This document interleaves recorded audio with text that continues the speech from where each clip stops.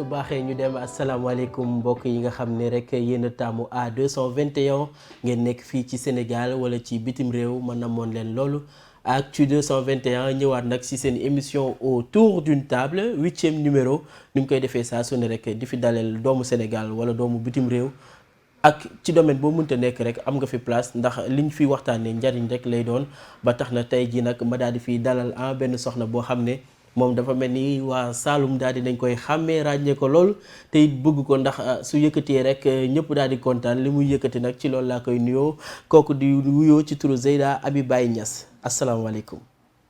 Allah Allah Allah ya Allah Allah Allah Allah Allah Allah ya Allah Allah Allah Allah ya Allah Allah Allah Allah Allah ya Allah Allah Allah Allah Allah ya Allah Allah Allah Allah Allah ya Allah Allah Allah Allah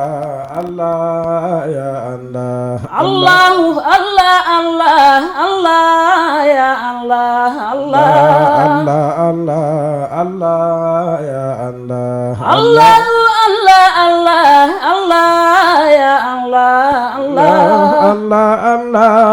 Allah ya Allah Allah Allah Allah Allah ya Allah Allah Allah Allah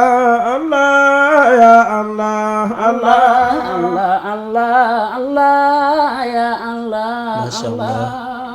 macha allah macha allah loolu nag lu am solo la ndax nit moom lépp looy doore rek dee ko doore ak suñu borom ndax moom moo njëkkate moom mooy mujj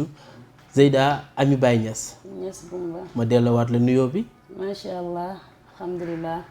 wasalaatu wasalaamu ala maulana rasulullah salallahu alayhi wa sallam ginnaaw bi ñu santee yàlla Cheikh Mouhamed julli ci yonent bi sallallahu alayhi wa sallam waaye di gërëm xalifaam ba maulana muy Cheikh Ahmada Tidiane Chérif radiallahu taala anhu di gërëm seen xalifa ñoom ñaar muy maulana Cheikh Ibrahima Niass ñu gën koo xam ci Baye Niass que Sénégal moom booy wax Baye rek neel Baye Niass moom mi nga xam ne moo ñu noppal moom moo ne wa man yuhibbuni wa man yaraani fi jannatil qulbi bila buxtaani is anani xalifatu tijaani mawhibatan min ahmad adnaani kooku mooy maolana Cheikh Ibrahim ñun suñu dund ak suñu dee yëpp moom la ñu ngi nuyu waa plateau bi nga xam ne ni tur bi suñu système waa Maketa nuyu naa la bu baax ziar la waaye ziar la yow mi ma dalal ci plateau bi di la remercier bu baax a baax di nuyu sama soppe bi nga xam ne mag la ci man muy Cheikh Ibrahima Baye ñu ngi koy ziar bu baax di ko ndokkeel di wax ne daal alhamdulilah si émission bi macha allah kon joxe nga tempo kooku nga tudd léegi di suñu sœur di suñu mag ñun ñëpp surtout Soundiata Keita laa koy wax ma Keita moom tamit ma bàyyi ko mu nuyu téléspectateur A221. asalaamaaleykum man maa ngi nuyu ñi si plateau bi yëpp maa ngi nuyu Momo maa ngi nuyu Zeyda Abi Baye ak kii sama bokk taalibe Baye yi ma fekk fii si plateau bi maa ngi tudd Maketa may musicienne di bassiste di activiste pour nit ñi nga xamante ne dañoo yor laago bi di puune ak di def mannequinat ak yeneen activité maa ngi kontaan te di rafetlu émission bi bu baax. alors di kontaan ci moom gis ngeen moom Sénégal ñu bari ñu ngi ko xàmmee ci musique à travers groupe boobu nga xam ne mooy groupe Takeifa foofu la ko nit ñi gën a ràññee waaye nag am na yeneen i casquettes yu baree bari ko tudd na ko léegi mu ngi ci cinéma mu ngi ci mannequinat mu ngi ci activisme di def social humanitaire loolu lépp dinañ ci gën a xuus waaye nga daal di ànd ak sa càmmin wax nga ko léegi muy Cheikh Ibrahim Gueye moom tamit ñu koy nuyu di ko bàyyi rek mu nuyonte ak téléspectateur u A221. Allah Allah Allah ya Allah Allah Allah Allah Allah ya Allah Allah Allah Allah Allah ya Allah Allah Allah Allah Allah ya Allah Allah Allah Allah Allah ya Allah Allah Allah Allah Allah ya Allah Allah Allah Allah Allah Allah Allah Allah macha allah Cheikh Ibrahima yow tamit ñu bàyyi la nga nuyoo rek. alhamdulilah wasalaatu wasalaamu ala mawlana rasulillahi sallallahu alayhi wa sallam rasul insaniyati Muhammad ibn Abdullahi alasi kalla lisaanu wal bayaan wal jalaan an ta'abi jusan min jalaali xususiyaati fadlan kamaliha Muhammad rajulu dunya waarisiha sallallahu alayhi wa kullama sukira wa radiyallahu an saqi siqayati li ahli niyabati mumidu rijalillahi min qabli kawni wa saaqihu fi kulli suubin munaqqi'in mumidun wa xayru mustamidun wa man yaqis amir bi ma'muri ali qita'u mawlana ahmad ibn muhammad tijani sharif radiyallahu anhu rahimahullahu an abil fuyudati wal barakati saadatil anami kansul haqiqati kunha wa muraduha nasul baqa'i wuruhu wa hija'u jamhun qad tasara mafradun sabnun lisa wa salisa ka abul abi mawlana cheikh ibrahima Niass radiyallahu anhu alkawlaxi ñu ngi sant yàlla di julli si yonent yàlla sallallahu alayhi wa sallam di gërëm xalifaam bi Cheikh Tidiane radiyallahu anhu di gërëm seen xalifa ñoom ñaar muy Maodo Sebahi di gërëm seen xalifa tey muy Cheikh Mouhamadul Mahi Ibrahima Niass di gërëm ñaanal yàlla seen imaamul akbar Cheikh imam Cheikh Tidiane Cissé di ko ñaanal yàlla moom itam di nuyu seen kii waa ji nga xam ne moo ñu invité muy Cheikh Mohamed ak Keita lay siyaare masha Allah di ndokkeel Seyda Baye di wax ne ñu ngi nuyu ñëpp di la ñaanal yàlla seen mbokk Ibrahima Gueye Diama Baye Niass. macha allah jërëjëf alors ñu daal di tàmbale émission bi tàmbale ko ci ma Keita ku ne Keita wax Salif Keita wax Mali wax Bambara Bambara moom su wayee war naa way waaye nag balaa way wi bëgg nañu waxtaan un peu ci sa enfance fan la juddoo fan mooy village am d'origine exactement wax ñu un peu ci sa enfance ma Keita. bon man maa ngi juddu 2 avril 1988 maa ngi juddu Kaolack. macha allah xam nga sama papa kii la woon nag commissaire de police jot na def ay régions yu bari biir Sénégal te fépp fu mu doon dem dañ ko doon topp moo tax bon suñu enfance je dirais que enfance bu animée la woon bu normal bu heureuse comme enfance su ñëpp quoi mais li ñu marqué woon mooy c'est que dafa mouvementé woon parce que dëkkuñu woon fenn par exemple bu ñu doon dem fenn. Même pas 2 ans bu ñu commencé miin rek après. ñu affecté waat paa bi ñu affecté paa bi rek ñu dem noonu lañ dundee bi ñu am ay xam naa maa ngi fàttali bi may am ay 18 ans laa door a stabiliser wu fii nii Dakar quoi. si nañ door a stabiliser wu sama papa aussi commencé di liggéey biir ministère et il déménageait de moins en moins. Mais sinon enfance bu normal la découvrir nañ ay culture yu bari ay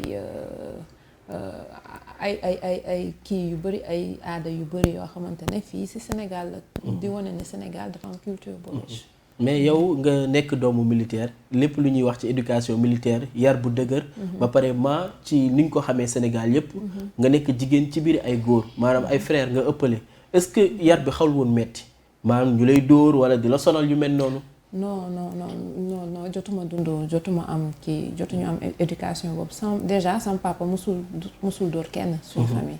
moom il n'est pas physique quand il est bu fekkee dañuy wax ci bu fekkee dafay jàngal nit wala bu fekkee dafay yaraate moom du yaraate ci physique mais exigeant nag quand même yar nañu ci sérieux ci wàllum liggéey mais surtout ay ñaax la ay ñaax ay yedd et tout ça maay fàttaliku sax sama frère dañ doon wax ni ñun bi ñu nekkee xale sama papa da doon bind ay genre mooy citation yooyu noonu ay seul le travail paie yooyu di ko coller ci seen mur pour motivation di leen ñaax waaw pour que ñu mën di ko fàttaliku et tout ça loolu moom c'était un peu ça moom méthode yooyu xam nga affaire militaire la tamit quoi méthode yooyu la amoon pour di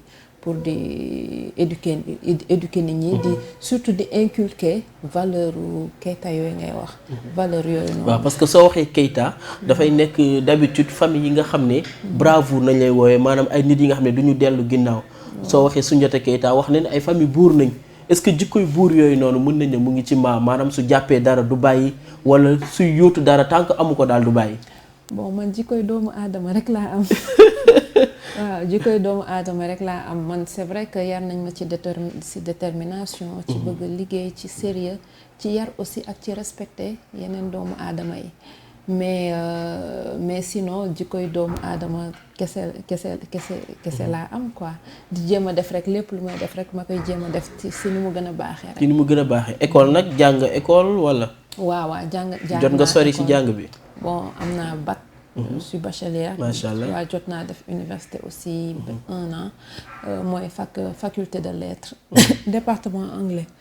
voilà nekkoon quoi mais après xam nga ak liggéey bi commencé woon di jàmp ni et tout ça loolu moo taxoon ma mujjoon arrêté. macha allah kon yéen ñi nga xam ne yéenay seetaan Ma Keita di rafetlu loolu liggéeyam ngeen jàpp ni moom it am na jaar-jaar comme ñëpp jot na jàng nag moo xam muy alxuraan wala muy école jàng la doomu aadama ikra nañu njëkk a wàcce maanaam dem leen uti dem leen sàkku xam-xam moom it sàkku na xam-xam ba am bac après ñu daal di ñëwaat ci ma balaa loolu nag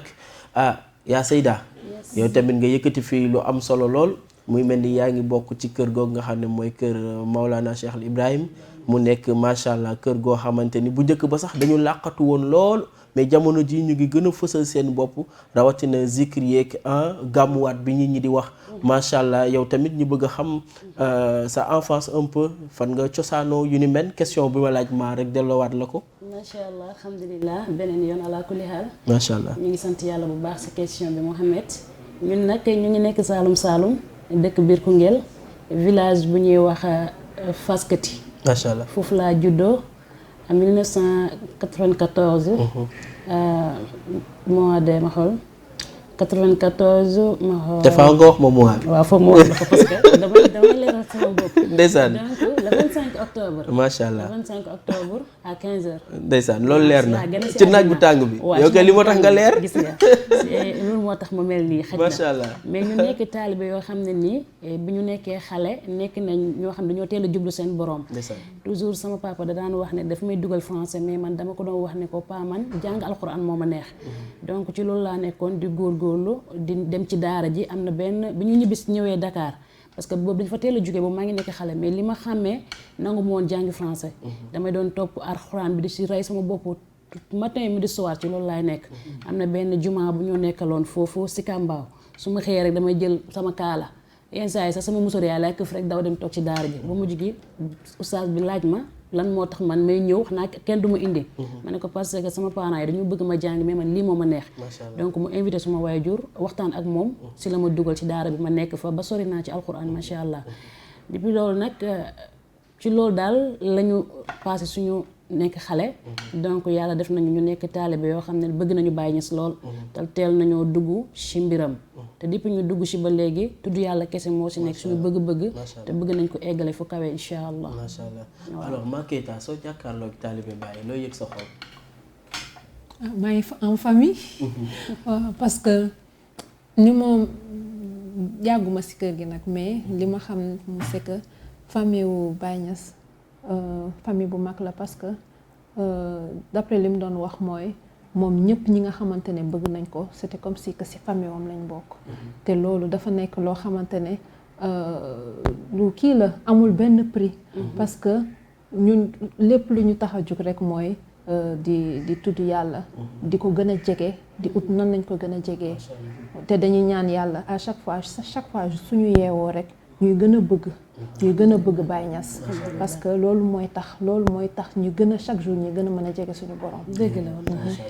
la Cheikh Ibrahim jamono ji saa yoo taalee télé wala rajo wala internet bi ngay dégg xale yu jigéen di def ñaawteef tey nga ànd ak sa rakk nga gis ko colin gi yiw ngay faral di dem ci ay daayira di gis xale yu jigéen yi di mel ni moom soo gisee déjà jigéen bu mel nii ban yëg-yëg ngay am boobooy laaj bu njëkk bi. deuxième question bi xale yu jigéen ñi nga xam ne saa su ne ñu ngi leen di dégg ci ñaawteef ci net bi ñoom it lan nga leen di wax. macha allah sëriñ bi ñu ngi lay ndokkeel beneen yoon. di ñëw sa question bi bu njëkk bi rek. su ma gisee comme saar gii nii dafay delloowaat li Yonent bi sallallahu alayhi wa sallam waxoon ne xusoo nisfa diinakum min haasi Humayra ni ngeen jël seen genn wàllu diina si ndaw su xees si mooy Ndey Aysa nga xam ne dafa xarmaaloon Yonent yàlla sallallahu alayhi wa sallam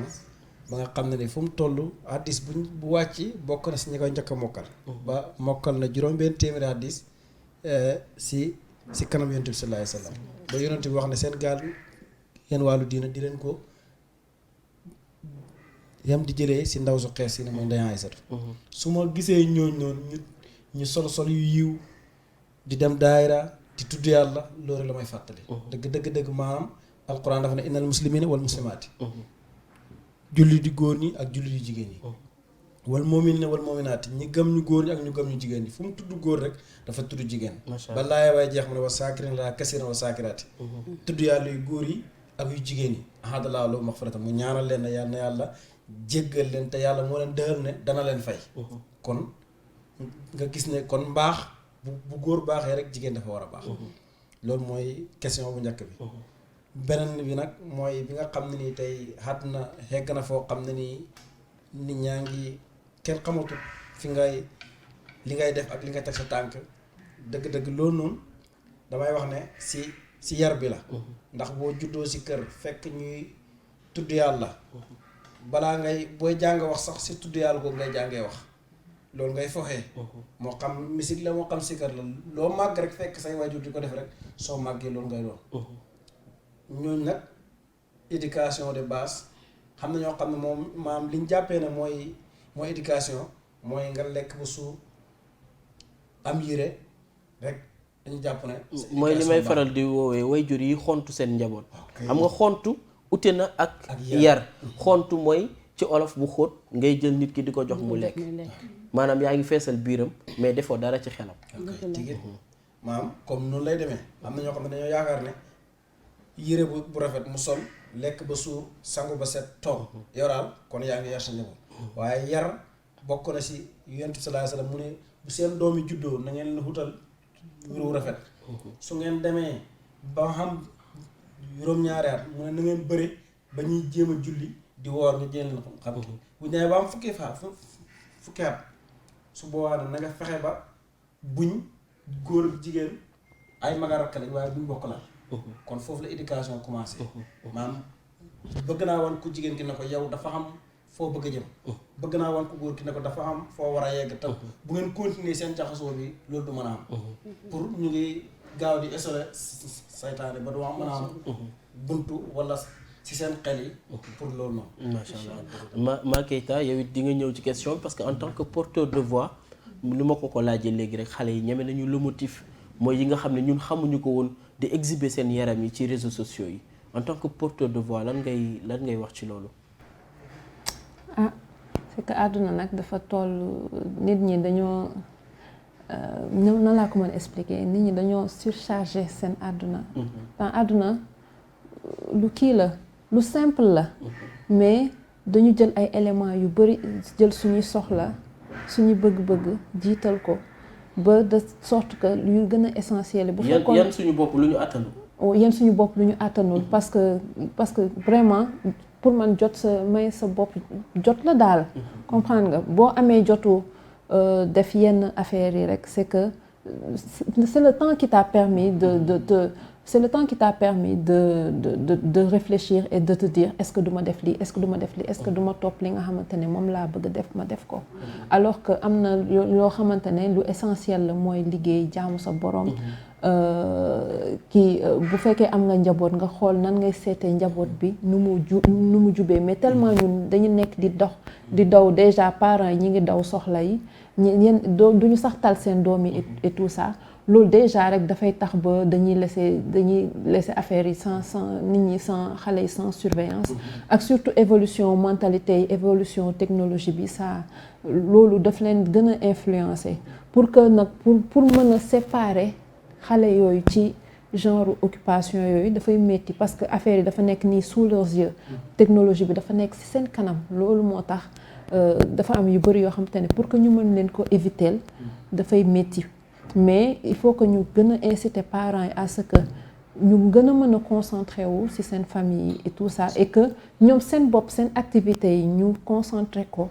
sur l'essentiel parce que man je trouve que nit ñi dañoo surcharger seen vie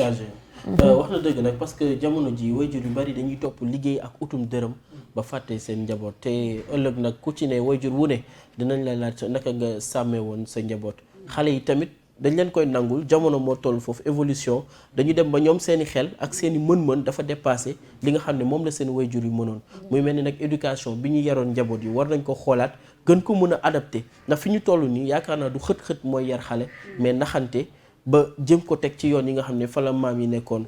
Seyda Amy yow tamit dinaa ñëwaat rek ci li nga xamante ni moo jëm ci sa liggéey maanaam zikr mu mel ni jamono ji ci même internet bi ñuy wax xale yu jigéen ñi dañuy faral di def li ñuy woowee ay challenge maanaam jël zikru Aïda bu Baye wala jël zikr bu keneen moo xam ci kër diine bu mënta nekk di ci jaaraat ñenn ci ñoom dinañ sol bu yiw waaye ñeneen ci ñoom dañuy sol yëre bu yiwadi di def zikr yooyu loolu lan nga ciy wax. bon boobu tontu bi c'est facile. parce que nit ki ak koo mënti doon. ki ngay roy. xoolal ci jëmmam nu mu mel. encadrement doomu aadama bi boo koy roy tey man maa ngi jug war a mën a roy soxna Aïda donc damay xool d'abord Aïda Faye naka lay comportement yi naka lay habillé déjà gis nga suma yaay dama ko bëgg lool tey su ma génnee balaa may naan tëll rek damay xool kanam gi nu muy soloo tëneem nan la koy soloo donc ma roy ko ci lool. macha allah muy mel ni moom la ñuy gis. waaw exactement maa ngi koy gis écran bi. donc nit ki ak koo mënti doon royal Ami Baye royal soxna Aïda royal keneen xataa Cheikh Ibrahim mi Baye Niass lay roy. macha allah mu tourné bu dem programme dafay jaral mu dem jël fukki mètre ñaw ko grand boubou. donc pour bu ne tëll rek ñu ne ma waroon na Cheikh Ibrahim a ngi. macha allah daf ko def ba donc nit ki koy roy da ngay dem ba niroog moom. booy roy nit ki rek niroog moom. kon li may conseiller genre boobu noonu bu ñu demee ba nga xam ne synapsat bi mënul ñàkk toppandoor bi mënul ñàkk nañuy xool ki ñuy roy ni mu habillé woo ñu habillé woo noonu parce que ñeneen ñu ngi roy ci ñoom te li ñuy def rek seen rakk yi loolu la ñuy ñëw def nañu ko yiwal sax ndax Aïda mu Baye moom ñuy gis dafa roy ci nit waaw yéen it ngeen di roy ci moom te ëllëg dina am ñu roy si yéen maanaam nañu rafetal lépp kenn du wax Ma Keita également te waxoo musique ndax su la Sénégal daal di ràññee musique moo tax kañ nga commencé def musique exactement ak lan moo la ci dugal sax. bon man musique dafa yàgg dama nekk ci famille boo xamante ne ñoom dañoo yàgg bëgg musique quoi sama frère yi ak sama parents yi ay mélomane lañu woon dañ doon teg ay Tracy Chapman ak ay Salif Keita ay Dire Straits yooyu noonu léegi ñoom ci environnement boobu lañ màggee sama frère Jacques moo njëkkoon commencé def musique dans les années 91 92 léegi après ñun tamit si lañ commencé woon di intéressé mais boobu ba tey ñu ngi doon jàng et tout ça léegi ay 2004 nag laa gënoon a am intérêt bëggoon def parce que man dama bëggoon Jacques dama faawoon Jacques tellement que lépp lu mu doon def dama ko doon bëgg def bu kii wéy bu commencé wéy ma ne damay jàng wéy bu jouer guitare ma ne damay jàng jouer guitare et tout ça man loolu moom ci njëkkoon dugal affaire musique comprendre nga léegi commencé woon nañ léegi à côté de ça ñi ngi doon xool autour de Jacques nan lañ mu ne woon organiser genre orchestration musicale puisque nag yeneen frère aussi commencé woon nañ di jàng ay instruments à côté ku nekk de son côté daal léegi ñoom ils avaient commencé à se regrouper autour de Jacques ba ñuy commencé woon di répéter et tout ça mais amuñu woon guitare basse moo manqué woon ci seen kii ci seen Jacques mooy seen taw. non Jacques du suñu taw de c'est le 3e. léegi bi ñu commencé loolu 2 ans amuñu woon bassiste et tout ça après sama papa si la ma proposé puisque commencé nga jouer guitare et tout ça est-ce que doo jéem a essayer nu ñu jàngee guitare basse et tout ça ma ne ko mais guitare basse dafa métti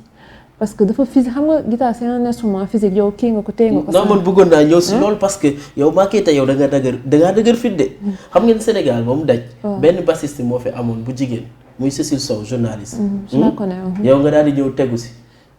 muy métier boo xamante ni jigéen ñi dañ ko ragal loolu sax. waaw ñeme te ba tey sax. mais courage boobu noonu foo ko jëlee. te ba tey ñemewuñ ko bon ko pareegu ma. waaw parce que je voulais pas au début sérieusement bu ñu waxante dëgg rek je voulais pas parce que dafa métti. kii dafa physique et tout ça dafa diis xam nga attanuma ko woon waaw te boobu en plus maa ngi doon def terminale et tout ça je me disais que non man loolu lii xalaatuma sax naan dama koy def mais bon sama papa moo wax ba ma commencé di essayer et tout ça te basse dafa nekk instrument boo xamante ne dafa passionnant métti na mais passionnant boo xamante ne boo si xasee dugg et tout boo si xasee dugg après da ngay bëgg puisque ay góor kese moo fi nekk dama moon défi wu def ko aussi bien que et je me suis mise au travail quoi noonu laa ko mën a waxee. alors ma daal di ñëw yéen est-ce que di ngeen di bàyyi xel ci yeneen style musical yi nga xam ne ñu ngi koy def bu dul musique religieuse wala yéen daal ci diine gi ngeen gën a concentré wu.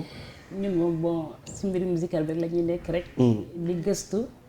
ton yi naka laa mën a def ba développer lii naka laa mën a def ba créer beneen air bu bokkut ak air bi ñu am nii. donc ñun si loolu la ñuy nekk. waaw parce que ñoom dañuy jàng do ré mi fa sol la si do xam fu ñuy yëkkatee ak fu ñuy wàcc. aussi yàlla moo ko créé. yàlla moo ko créé. waaw maa ñëwal développé ma déglu la. non damay préciser parce que tubaab bi. ñoom ñoo ne xam naa ni kii xaal bi mooy wax nii mais c'est vrai parce que do ré mi fa sol la si tubaab bi créé wuñ dara si musique bi kii zikr bi lii mayu yàlla daf ñu ko mayoon ba pare avant tubaab bi di ko créé naan note bii nii créé wuñ dara dañoo copier kese mais do ré mi fa sol la si bi ñuy jàng nii di ko jox beneen interprétation mi ngi woon si kii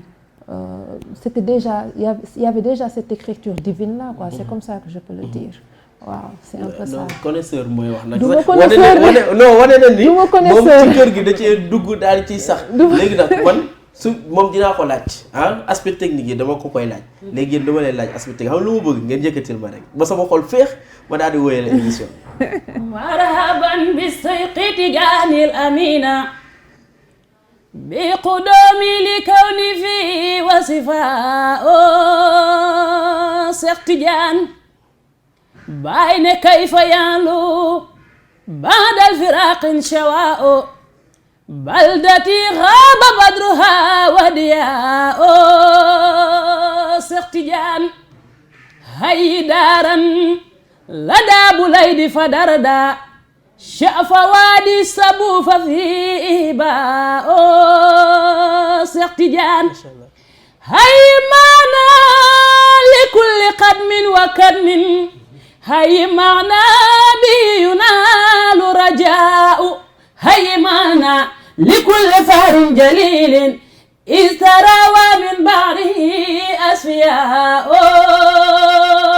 Seex Tijaan bayne hay maana lazi jududi kiramin yalaha mafharun lahum wasbihaa Seex Tijaan bayne azziman kullahum bidun imtidadin qaara sayqi wa kulluhum awliyaa Seex Tijaan bayne summarik la yan bidarin bishara masqati ra'si sayqi fi i'tidaa Seex Tijaan mawlidul qadmi haama naqsin tajalla sayyidan tahiran wa huwa zukaa Seex Tijaan waftaraba bayna al-abayna najiban murghadan aisitatahu la'laa طيب النفس والفعال أديبا حسن سمت بدونه نجبا Seex Tijaan حافظ الذكر وسط 7 عام عن سيوق من دونهم كرماء Seex Tijaan Seex Tijaan Seex Tijaan Seex Tijaan Seex Tijaan Seex Tijaanil amiina xaafizu zikri wasta 7 aamin an suyuuqin min duunihim kuramaa radiyallahu anhu. macha allah kontaan naa lool maa Keita xol yaa ngi féex de. ñu daal di delluwaat ci yow it ci sa liggéey. ni ma ko doon waxee léegi rek nga daal di yëngatu ci guitare basse beneen bi moo tudd lan guitare solo laay dégg ak guitare basse. waaw guitare électrique. waaw gars yi ñoo ko tuddee gars yi ñoo yàq tur bi quoi daan waaw c'est quoi la différence. bon guitare électrique je dirais guitare basse mooy notes yi gën a grave kii parce que y a un cycle de notes kii. Il y a 2 clés de notes, il y a clé au sol bi ak clé au fa bi les notes de basse ci clé au fa bi lañ koy lire mooy notes yu gën a suufee yi nga xamante ne déjà mooy commandé moom ak section bañ na ko ba nekku sax bokk sax ci section mélodique ci section rythmique la bokk guitare basse beneen guitare électrique bi ci section mélodie la bokk. li ngay wax nii est-ce que xale yi way léegi xam nañ ko génération bu bees bi. man dama yaakaar ni xamuñu ko de parce que comme ni nga ko waxee wax nga waxu accord wax mélodie wax rythme bu njëkk ba sooy déglu ñi nga xamante ni rek suñu papa yi ñoom Youssou Ndour ñoom Thione Seck da ngay déglu note bi au-delà des paroles ci suuf am na ñoo xam ne li muy wax sax intéressé wu leen mais musique bi tonalité mélodie yi ñuy déglu ci suuf moo leen intéressé mais xale yi léegi ñoom ñëpp dañuy dóorandoo yëkkateendoo yow ñoom li ñuy wax ngay dégg mais li ci suuf doo ko apprécier. Bon, déjà, il faut préciser, en génération Youssou Ndour, ils étaient beaucoup plus exigeants. Ben Youssou Ndour, ben Omar Pène, ben Kiné Lam, tu n'oses pas leur jouer yenn affaires yi xalaatoo ko. En plus, ils avaient de grands musiciens yu nekkoon seen ginnaaw. Ay Habib Faye, ay kii ñoom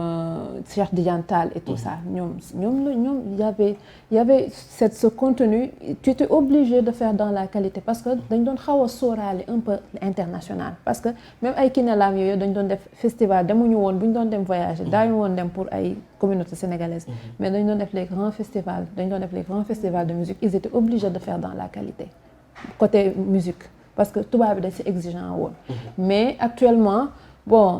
actuellement déjà que public bi li mu demande public bi moo gën a poussé à ce que maintenant les gens ne veulent plus écouter quelque chose de compliqué c'est un peu ça aussi parce que ñoom dañu bëgg déglu loo xamante ne paroles yi ñu bëgg déglu ils veulent plus entendre des paroles qui les déstressent bu leen di permettre ñu gën a mën a snap daal. waaw yu ñuy snap ak yuy wàccee seen stress comme ñoom nuñ koy waxee moom ñoom. image bi moom fan la woon. Ça c'était li Madrid la woon c'était en 2011. waaw guitare bi nga téye tamit guitare basse la. waaw man guitare basse laa joué. ok toujours guitare basse lay joué. ok ma ñëwaat ci yaa Seyda ak Cheikh Ibrahim yéen d'habitude ci Ndakaaru ngeen di gën a yëngatu wala yéen a ngi Saalum seeni activité ndax da ngeen di dem comme ñoom ni ñuy defee ay concert ndax yéen it dinañ leen di faral di woo ci yenn événement yi ngeen di ci dem Cheikh Ibrahim. waaw sëriñ bi ñun Dakar lañ nekk. waaye ñu ngi dem Saalum ñu ngi fay ay programme ñuy dem ak a dikk waaye daal si biir Dakar daal la ñuy gën a xamee bu baax a baax ak Kaolack ñu ngi baagante diggante boobu daal waaye daal instant yi nii ñu ngi am ay programme ba Saalum ba Tamba yooyu yëpp dañ fay dem ay programme ba Gambie sax dañ fay dugg waaw. xaalis baa ngi dugg daal. ñu ngi circuler moom xaalis moom sant yàlla waaye ñun moom li ñu si gën a hittee rek mooy tudd yàlla bi nga xam ne nit ñi ñu ngi koy soxla ndax tudd yàlla mbiram xol la léegi nag ñun loolu rek moo ñu si hitteel léegi nag nit nag boo ko yëkkatee léegi yow la war moom yow la waaye ñun duñ la wax defal lii ñu daal boo ñu woowee danañ dagg si hitte yëpp ñëw tuddal la yàlla ba nga kontaan buñ jógee nag loo ñu jox rek ñu doy loo ko. macha allah yaa Seyda yow tamit ngay jigéen nekk soxna war ay liggéeyu kër di am dëkk ak say waajur yu mel noonu wala yaa ngi ci buum. macha allah yàlla na ko yàlla yërëm xaare ko aljana yooyu noonu doon li nga xam ne yombul ci milieu bi war a guddee dem ci nuñ koy woowe bu dee ñoom prestation yéen ci jàng yeeg daara yi war a guddee est-ce que yomb na ak famille bi waajur yi nan lañ koy gisee. bon yomb na yombut parce que nit ilifut boppam. te toujours damay faral di wax benn kàddu jeunesse bi damay naan nit moomut boppam sax laay wax tey yaa ngi nii danga maa yëkkati pourtant c'est la première fois ñu gisante cër bi nga am ci man loolu ngay jël macha allah kon moomuma suma bopp keneen tamit aussi bu amee programme am naa waajur bu góor am naa waajur bu jigéen balaa may dem dinaa sukk ñoom ñaar ñëpp ku si nekk sa oom jox la suma loxo tàggu la si sa ndigal ba pare sàkku sa ñaan bu baax balaa may génn dinaa xool tamit suma njaboot bu fekkee dama yor ay xale tàggul leen taf leen su ma xool ba ñu xam ne maa ngi dem mais xool baa ngi si ñoom macha allah fu may demee dinaa fa wane mbëggeel wan leen ne li ngeen ma oo bëgg naa ko lool te aussi dinaa fi def li ma war a def parce que cër boobu la ma yàlla may macha allah donc metti na si yoon bi parce que kërti bi yombut jàng béyti yombut yuuxu dafa metti mais nag dañuy sant yàlla bi nga xam ne cër boobu la ñu am si jëmm yàlla ji am na ñoo xam ne yenn saa yi dañuy faral di critiquer jigéen ñi nga xam ne ñooy zikr dinaan jigéen kàddam warul jug ci kanamu ay góor looy tontu ci loolu. bon xam nga àddina bi léegi dafa avancé. àddina bi avancé na ba nga xam ne nii ñiy baax ñi ngi baax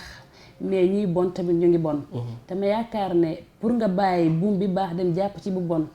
que amul benn intérêt. te pourtant am na ñoo xam ne ñu ngi ci leneen mais nit ki su lépp loo mënti nekk del soulager doomu aadama. je me dis que li ma la bëgg a wax maanaam en fait. man tey zikar bi may def nii du pour man, mais yow naa la fekk si stress boo xam ne soo ma dégloo rek carrément da ngay fàtte ci li nga nekk da lay delloo si en fait kii maa kay tamit li mu nekk man tey mën naa ko déglu fekk maa ngi nekk si jafe-jafe boo xam ne nii kenn du comprendre mais su ma dégloo soom rek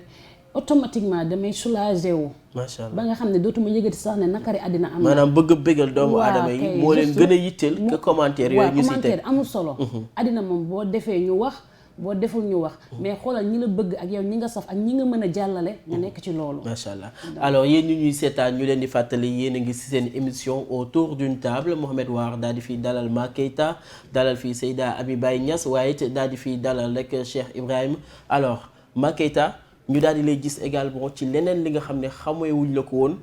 au-delà de musique top modèle mannequinat ay ma tamit lan moo la dugal si mannequinat Ma Keita. non tu sais dama xam nga damay def activisme.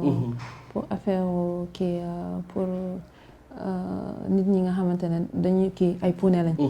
léegi loolu moo tax daal parce que. bëgg nañ tout le temps di gis ay kii nit ñooñu même bu dul sax ñi yor kii yi mais ñi nga xamante ne ay profil atypique lañ ñoo xamante ne seen melokaan seen jëmm ute na ak seen ak yi nga xamante ne am nañ la habitude gis ko fii loolu nit ñooñu dañ leen war a gis de plus en plus ñu gis leen ci terrain yëpp waruñ leen gis seulement ci terrain wu musique waruñ leen gis seulement ci terrain wu kii ci mbedd bi ñu yelwaan et tout ça il faut ñu leen di gis ci yeneen podium léegi loolu moo tax am na ñu bari ñoo xamante ne ñemewuñu woon def yi ma nekk di def man je me suis dit bu fekkee man njëkk naa def dina am ñeneen ñoo xamante ne am nañ courage te heureusement parce que am na après ñeneen nit ñi nga xamante ne comme man lañ mel aussi jëm nañ lancé wu si kii boobu noonu ba am ñeneen ñoo xamante ne ñi ngi évoluer si yeneen pays am ñeneen ñoo xamante ne ay xale lañ sax et que def nañ fi ay défilé et tout ça te ay albinos lañ comme man et c'était plus ça man loolu moo ma njëkkoon poussé et aussi man j'avoue j'aime bien liggéey boobu dama ko bëggoon jàng de manière vraiment professionnelle def ko mu baax quoi voilà. alors ñu gisoon fi léegi ay images suñ ci mënee delluwaat commentaire si tuuti. ngay def ay ngay pose yaa ngi doon posal waaw bi kan ngay posal noonu. loolu lii korité la woon korité la woon quoi. nga daal di def waaw daal di génn style mannequin rek. parce que lii soo ko xoolee xam ne du pose bu naturel bi nga xam ne daal damay toog sama kër daal di koy def. non waa lii korité la woon mais bon xam nga artistes yëpp dañuy def ay shooting korité et tout ça. waaw loolu lii korité wu daaw la woon bu ma juumul léegi bon dafa amoon benn photographe bu ñëwoon sama kër et tout ça Assane la tudd sax lii outrage kii la woon outrage fashion week. waaw moom nga doon défilé nii. waaw ñu gis la nga. lii daaw la woon outrage fashion week lii fii la woon. fii Dakar la waaw Dakar la. mais ban retour nga ci am également ci xale yooyu nga xamante ni ñoom ngay faral di xeexal bien que dinañ gën a duggaat ci sujet bi mais est-ce que gis nga ni ñu ngi gën a ñeme public bi au-delà de ñi nga xam ne ñooy dund albinisme. en général xale yi nga xam ne. dañuy am benn jàppee seen bopp ay nit yu différent ba tax ñu daal di làqatu seen ruq est-ce que gis nga ni ñu ngi commencer di génn. ce qui est intéressant c'est pas sax que nit ñi que xale yi gën a ñeme. mais nit ñi sax léegi ñoom ñooy ñëw ne la par exemple ne la sama rakk ji moom ñemewul génn ci nit ñi puisque yow yaa ngi génn di wax ak nit ñi est-ce que doo wax ak moom pour que mu gën a ñeme et tout ça loolu moo gën a important parce que du sax di agir ci mentalu albinos bi wala mais nga agir ci mental ñi wër albinos parce que yow sa rôle important wul de man sama rôle important rôle ñi ko wër ñi wër albinos boobu directement ñooñu boobu moo am importance et c'est très important à ce que ñi wër albinos boobu ñoom ñu encourager nit kooku à ce que mu mën a ñeme réaliser ay rêves am. waaw mu doon lu am solo ni ma koy faral di waxee gis nga yàlla moo ñu bind ñun ñëpp benn nañ ca yàlla maanaam nit ak lu la yàlla mënta bindee rek waxal alhamdulilah sama yaay moo naan jaam bi soo yeewoo suba ba noqi rek waxal alhamdulilah lépp loo am bénéfice la voilà donc ñuy kontaan ci loolu également ñu daal di lay gisaat ci cinéma muy mel ni nga daal di participer ci série Idole nan moo indi sa intégration ci biir cinéma bi maa yaa ngi bëgg a bari casquette de non mais lépp bëri affaire rek xam nga xam nga sama papa tamit noonu la xawoon mel parce que sama papa du commissaire la mais dafa bëgg art bëggoon ay dessin sama papa ma am naa frère buy dessin mais je peux dire que sama papa moo dàq dessiner sama frère bi dessiner comprendre nga dafa bëggoon dessin bëggoon ay affaire de théâtre bind ay scénario et tout ça xam nga sama papa waa Thiès la macha allah waaw bëgg théâtre et tout moo tax man lu ma gis rek loo xamante ne mun naa ko essayer je me dis que mun naa ko essayer dans cette vie là tout est possible ma ne naa essayer rek ma xool qu'est-ce que ça va donner waaw parce que bëgguma yem ci li ma mën kese mais bëgg essayer yeneen affaire di changer personnalité man kay sax loolu man ki naa loolu moo tax ma dugg ci c'est pas pour foofu la mais pour essayer di changer personnalité ñu may gis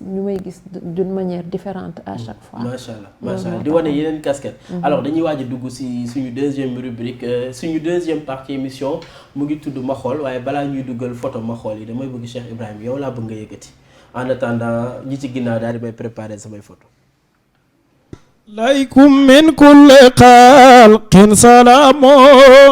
di fa xalqi ilaahi tola layaaliya alaykum min kulli xalqin salaamu di fa xalqi ilaahi tola layaaliya saqa jibrilu sadrahu wa fidaa'u sadra minhu abamaha jaaliya alaykum min kulli xalqin salaamu di fa xalqi ilaahi tola layaali saqahu summa saqahu summa aydan bada saydi saqahu binti xaaliya alaykum min kulli xalqin salaamu di fa xalqi ilaahi tola layaali wa xabaarul herwaani suqa halal ardi ولكن هم فهم في دلاليا وعليكم من كل خلق سلام ديب خلق إلهي دلالي وحصاه بما حصاه علمان وحصاه بحكمة وكساليا وعليكم من كل خلق سلام ديب خلق إلهي دلالي حام ستي من عمره ماتت الأم منفردا بعد بخير مثاليا وعليكم من كل خلق سلام ديب خلق إلهي دلالي بصرت بالهادي نبي يونتران مثل موسى كليم بعد البصاليا وعليكم من كل خلق سلام ديب خلق إلهي دلالي فوق بعد الله جليل جليل القدر والوصف ما قال دلالي وعليكم من كل خلق سلام ديب خلق إلهي دلالي واحد في ذاتي له وصفاتي وفي آل المولى يهاب جلالي وعليكم من كل خلق سلام ديب خلق إلهي دلالي بصرا بالهادي النبي يونطرايا مثل موسى كليم بعد البصاليا وعليكم من كل خلق سلام ديب خلق إلهي دلالي وصبورا لساكين جيل هسا سرعا باسمه وبالإرساليا وعليكم من كل خلق سلام ديب خلق إلهي دلالي وبارك لطوعي روح حقين ومسمع سقاتم للجماليا وعليكم من كل خلق سلام ديب خلق إلهي دلالي منعمنا وإمت يا قاتم الأسماء طافق بدون مهاليا وعليكم من كل خلق سلام ديب خلق إلهي دلالي ومقيم المختار يار وأعيد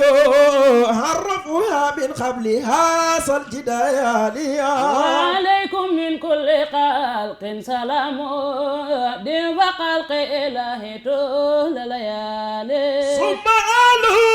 الكتاب أخفوا لبغينا نوره ومن شمس سوالي حب صاحب وساك بهيرا ثم نستور أبديا للجمال يا صلى الله عليه وسلم. macha allah kontaan naa lool alors si ginnaaw su ngeen paree rek ñu daal di def ma xool lan moo fa njëkk a am ñu daal di ci commentaire wax dëgg fa yàlla su fi yemoon sax mu neex émission bi neex na ba pare ma Keita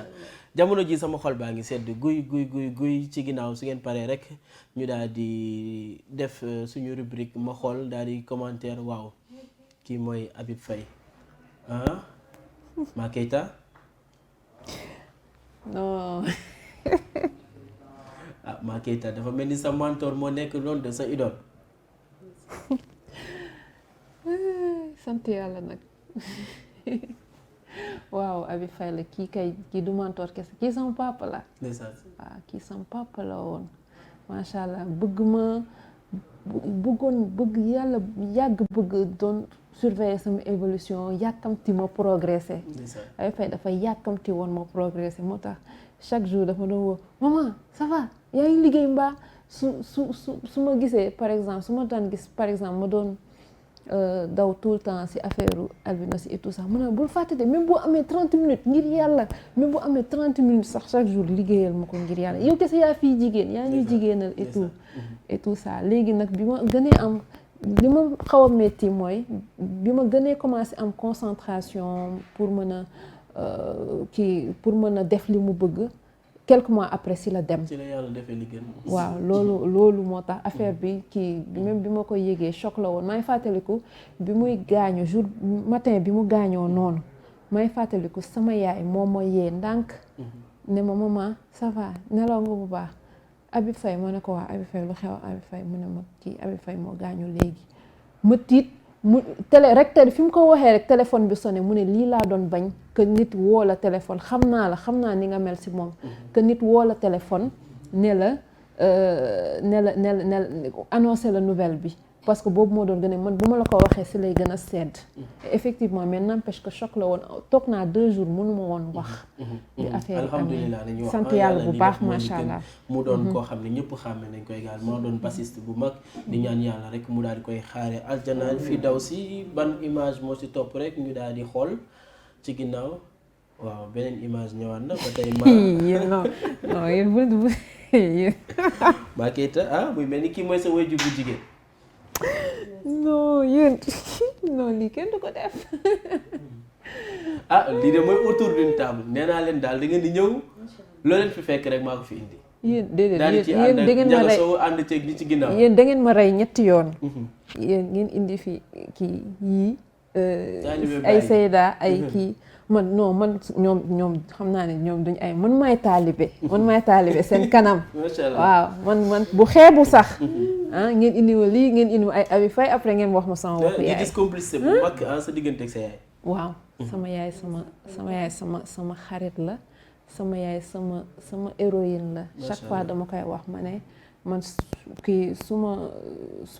ma màggee tout le temps damay ñaan di mel ni moom. comprendre nga parce que dafa nekk jigéen bu jàmbaar jigéen bu baax et tout ça am na sama benn copine sama kii bi assistante bi day exagéré. ba koy nuyu Jani Sow ba koy nuyu bu baax a baax mu naan mère da doon naan day naan mère bi waliwul la et tout ça ma ne ko quand même bon loolu lay wax parce que dafa nekk koo xamante ne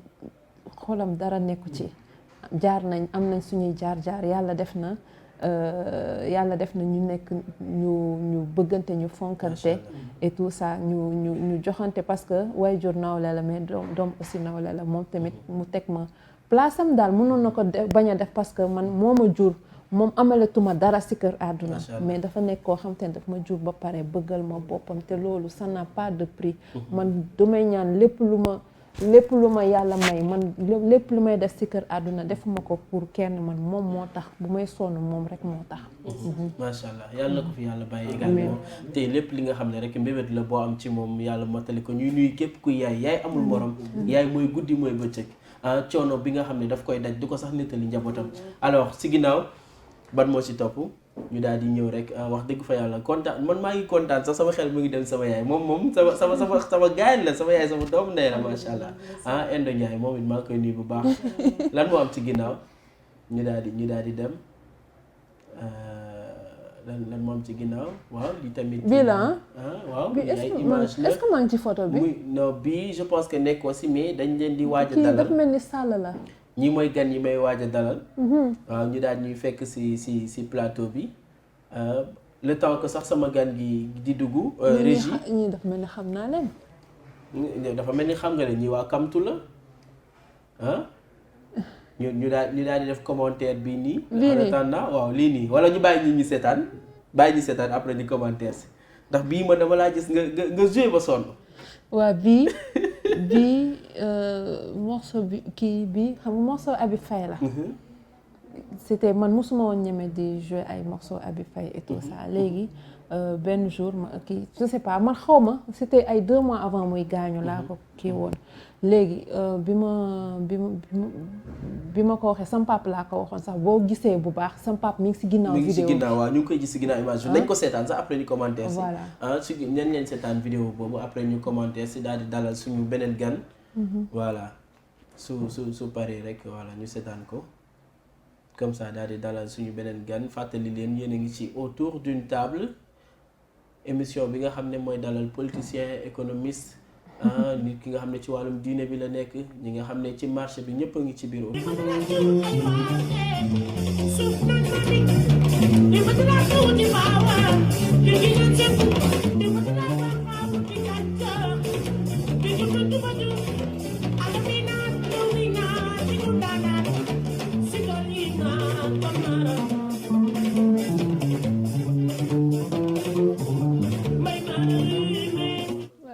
macha allah.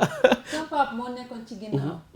waaw c'est ça léegi après moom ma ne ko dama bëgg essayer lii mu ne ma waa essayer après mu dem bu ma commencé dafay dem jëndi boisson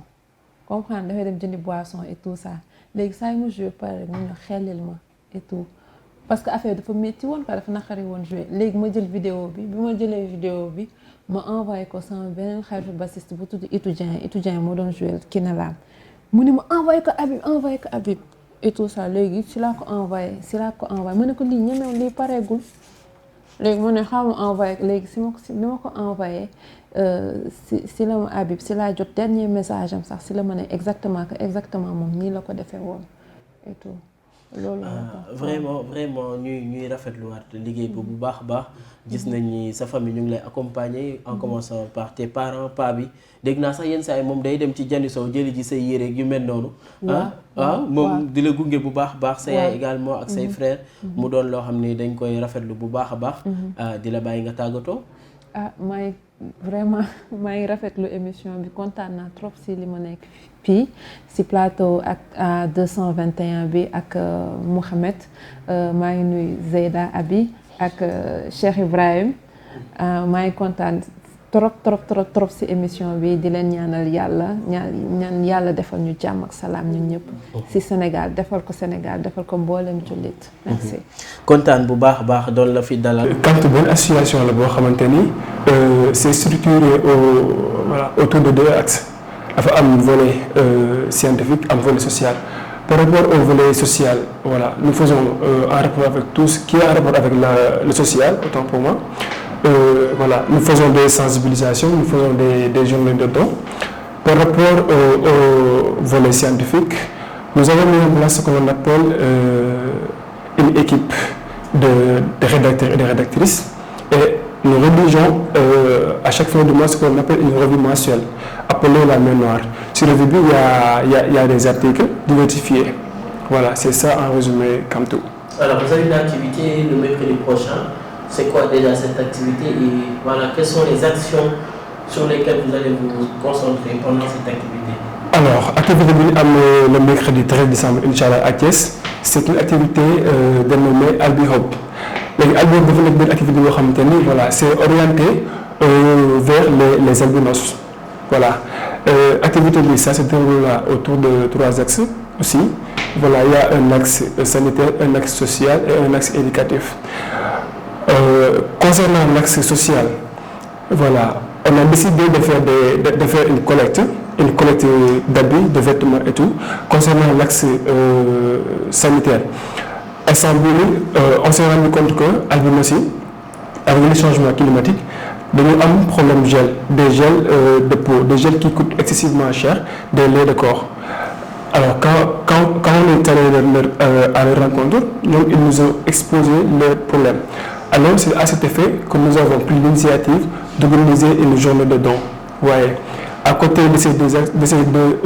volets, il y a aussi un troisième volet, c'est-à-dire le volet éducatif. Actuellement, voilà, vous n'êtes pas sans savoir que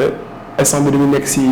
ouverture scolaire et qui parle d'ouverture scolaire parle de fourniture. Àdduna ci instant bi ñoom ils sont confrontés à des problèmes tels que le manque de fourniture, dañoo am benn problème insertion scolaire. En plus, voilà, c'est la raison pour laquelle ñu lancé benn collecte concernant acte éducatif bi. On a besoin de fourniture scolaire, bàyyiwuñ dara muy bëgg di kay di stylo di tout bàyyiwuñ dara. Concernant l'acte social bi, voilà, message bi juste di ñaaxaat autorité et les bonnes volontés pour ñu jàppale ñu ci activité bi, parce que ces albinos ont besoin, voilà, de l'aide de tout un chacun, ils ont besoin de l'aide de tous, tu vois. Actuellement, ils sont confrontés à de nombreux problèmes et voilà. Pour ñu réussir journée boobu noonu il va falloir que ku nekk def sa loxo xeebuñu dara muy juróomi dërëm bi di téeméer bi di 10 000 francs xeebuñu dara lu ci mën a jàppale rek ñu jël pour ñu réussir journée boobu noonu. mooy Matar Diouf nekk chargé de communication bu Kamtu daal di am ay actions yi nga xam ne dañ koy def rek pour les albinos àllarba bii di ñëw ñu fas yéene dem Thiès daal di jàppale xale yi nga xam ne ñoom rek ñooy am puune te daal di nekk fële ca Thiès moom tamit ñu koy encouragé. di remercier également ñëpp ñi nga xam ne rek ay bonne volonté nañ ay nit yi nga xam ne dañuy yëngatu ci wàllum humanitaire di jàppale xale ak mag yi nga xam ne dañoo toog seen rukk daal di ragal ni ma ko waxee woon sànq jarul ragal génn leen yéen ñëpp ay doomu aadama ngeen te yàlla nag moom mooy xool lu ko neex rek mu def ko ci jàmm waaye ak nit ki nu la yàlla bindee rek waxal alhamdulilah image yaa ngi noonu di jàll. voilà ñoom it rek ñu fas yéene yëngatu ci wàllum santé yëngatu ci wàllum éducation ak social rek daal di jàppale ku leen bëgg a jàppale mën nga woote ci numéro yooyu daal di affiché wu ñoom waa Kamtu ñuy remercier bu baax a baax Matar Diouf waaye te di remercier yaa Seyda Ami Baye Niass kontaanoon lool dalal la fi wax nañ ne li olof yi di wax li duuf ci nag bi xajul ci cin bi suñu sañoon nag waxtaan bi du jeex Cheikh Ibrahim ñu daal di leen tàggu. macha allah alhamdulilah. ñu ngi tàggatoo ak mbokki taalibe yi nga xam ne ñoom lañ toogal di am kontaan ak mbégte bu baax a baax ci émission bi dina ñu dalal ci kër gi Cheikh Mouhamed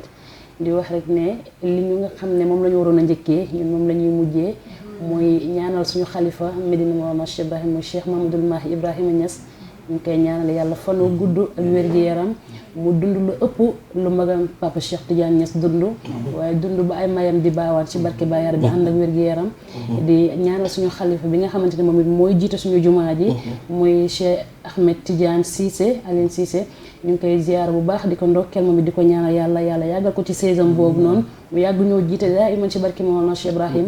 waaye di ziar mboolem koo xam ne yaa ngi Medina Baye Niass di ziar suñu sëriñ mooy Cheikh Mouhamadoul Makki Ibrahima Niass di ziar si Ahmadou Muntaha macha allah mu ñaanal na ma yàlla bu baax a baax si émission bi di ziar si Ahmed kii bi Cheikh Ibrahima Niass bi mu gunge wax dëgg yàlla am na ay programme waaye bàyyi ko rek ngir bëgg rakkam donc ñu ngi ziyaara tamit Ma Kayta ñu ngi lay ndokkeel bu baax émission bi neex na jaar na yoon insha allah Cheikh Mouhamed jërëjëf balaa ngeen yëkkatiwaat moom mu daal di tàggoo ma daal di tàggoo après ma bàyyi leen ngeen yëkkati jeex na tàgg masha allah ñu ngi nuyu ñëpp di tàggu ñëpp mboolem mbokki taalibe bi di leen siyaara di comme ni ko Seyda mi waxee di ñaanal seen xalifa Cheikh Mahi di ñaanal seen imam Cheikh Ahmed Tidiane Cissé di ñaanal mboolem waa Medina Baye yëpp ak mboolem fu jaamu yàlla nekk na yàlla sàmm la aar la si barke Baye radiyallahu anhu ñu ngi nuyu tim suñu sëriñ say xew Mawla Cheikh El Hadj Omar Ka mu nga ba Koungheul xam ne am nañ fa sax suba ab programme incha allahu